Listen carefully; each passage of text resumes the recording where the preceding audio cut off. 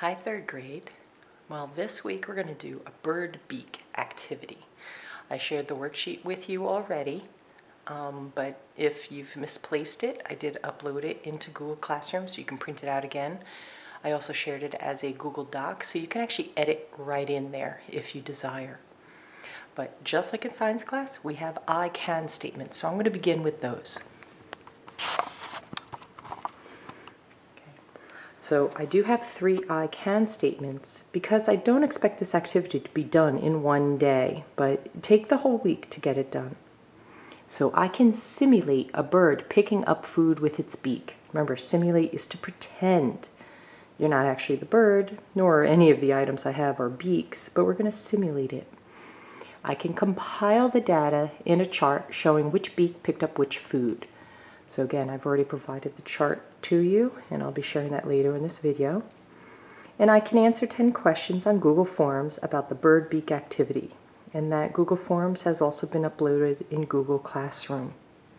And again, if you have any questions, you're more than welcome to shoot me a question in Google Classroom. So I have my form ready to be filled out. Okay, and I'm going to read the steps on this form. In this activity, you will use different materials to simulate various bird beak styles.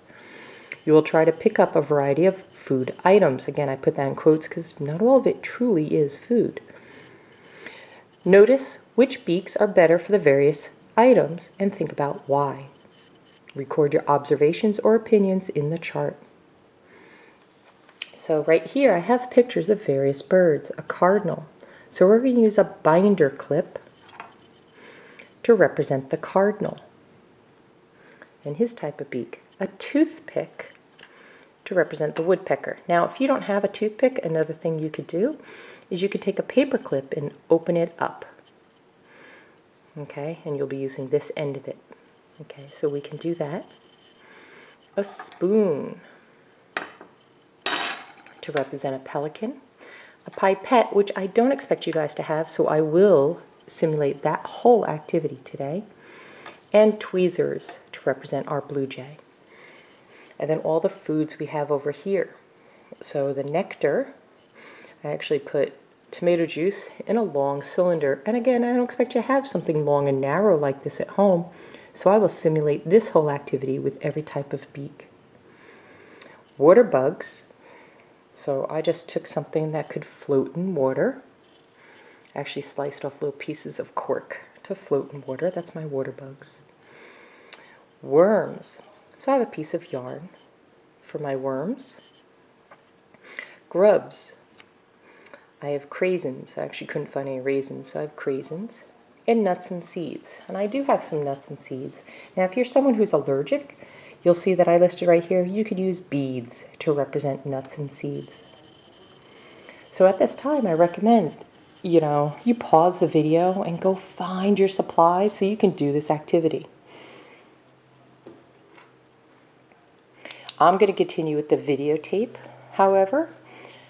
So if you did not hit pause, again, I recommend it, collect your supplies, and then continue to play the video. So again, I don't expect you to have a pipette at home, so I'm going to work with the pipette. And the first thing I'm going to do with the pipette is I'm going to try to get the liquid, the nectar. So to use a pipette, you squeeze it out. Then you let it draw stuff up. Oh, and it does. It does. It can collect the nectar. Okay. So I'm going to set that down, and I'm going to mark my chart. Okay. So there's different ways of doing it. You can maybe put a plus sign, or you could put a check that it can do it. Either way. Or you might even want to use words. Easily. Okay, that would help if I can put my Y properly. Easily picked up. So again, any way that you wish to do it. Next thing I'm going to go to is the water bugs. So I'm going to use my pipette, and I cannot pick up, whoops, I'm not in screen. I cannot pick up my water bugs. Okay, so I'm going to come back over to my chart. And I'll go X, I could not do this, or a minus sign. Depends on how you want to set this up. And I'm going to describe order bugs pushed down into the water. So I could not pick them up because they kept getting away from me. Okay, the next thing for pipette says yarn, the worms. Let's try that. I cannot get it. No. Okay. So again, either a dash or an X, and just could not pick up.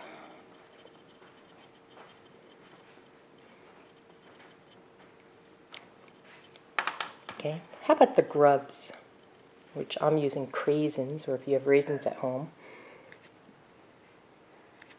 Oh, it sucks on it briefly, but then it's too heavy and it falls down. Okay, so minus, no, too heavy for the, I'm going to say suction, because that's what a pipette does. It has some suction.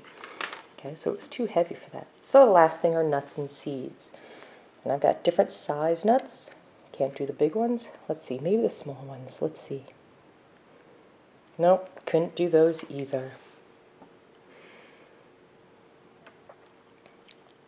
Could not pick up.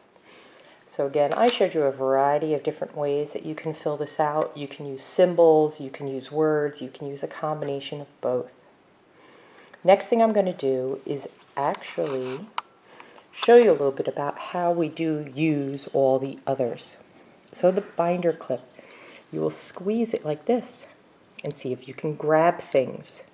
Okay, you're not scooping with it. That's not how the bird uses it. You squeeze. Squeeze. Now, if I squeezed over this, am I going to get any of that liquid? No.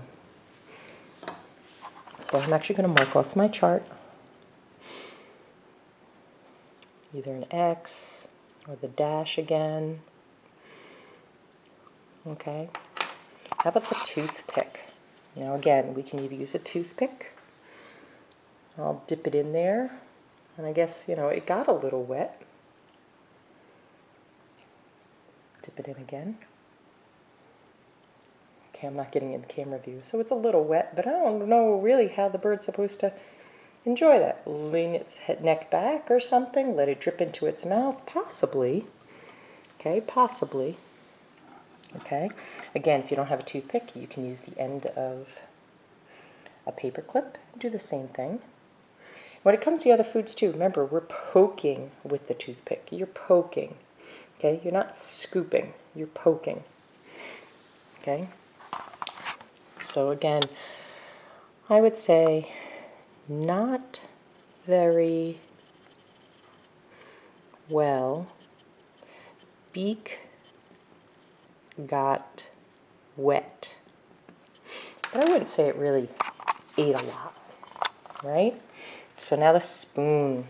So again, the spoon, we know how to use a spoon. You scoop with a spoon. You can scoop up things, okay? Or you can scoop this way. I'm sure it works either way. Oh, let me move this other beaks out of the way. Okay, but right now we're going for the nectar. Oh, I can't get in there. I can't get in there. So the beak is actually too large. So we couldn't get this. Beak, too large for narrow. Now it would be a flower. Okay, for narrow flower. Okay. And the last one is going to be the tweezers. So hopefully you know how to use tweezers. Okay, again, you squeeze the sides of this together so that connects at the bottom. So again, I'm not scooping with things, I'm squeezing to pick things up. And again, I can't really reach that far in there. I would have to really go deep in there, and the beak itself is not that long to consider it. Okay? So another thing I want to point out, when you're trying to get the water bugs, you don't push them down to the bottom of the bowl. You have to try to take them at the top of the water as best as possible. So tweezers, we're going to say nope. Okay.